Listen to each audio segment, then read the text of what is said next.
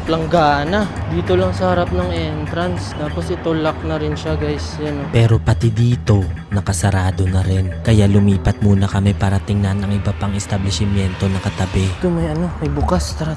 Tayo dandahan lang kasi medyo mahaba na yung mga damo. Kailangan namin magdahan-dahan dahil madamo at baka may ahas sa paligid nito. Yun, oh. Sigurado yan. Office siguro. Eh, May natagpuan kaming mga container van dito sa likod. Dito, ano kaya ito? Mga lumang shop or baka ito yung toilet nila. Pumasok kami para tingnan anong meron sa loob. Mga maliliit na shop Bagay siguro na to. tapos. Pero bigla kaming napatigil na makita namin to. No? Isang tumpok ng buhok na nilalangaw. Ay, putyang gana. Yung buhok. Hinayaan lang namin at dumiretso lang kami sa pag-iikot Hindi ako dito. makakatagal dyan. Ito, yun merong sako. Lamok Saka pa. dito may malaking tarpaulin. Siguro signage to dito. Ito may sako guys. May mga naiwang Ah, sako labot dito. Kaya tiningnan ko kung anong meron sa loob.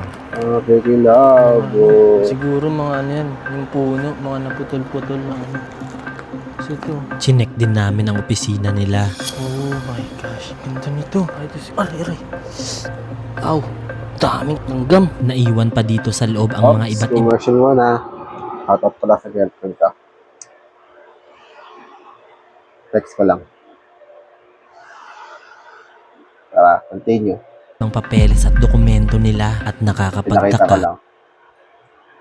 Bakit bigla na lang itong inabandona? So, check natin sa likod. Baka merong hagdan or pwedeng madaanan dun. Kasi dito, sarado na to eh. Tapos ito, nilagyan na nila ng yero.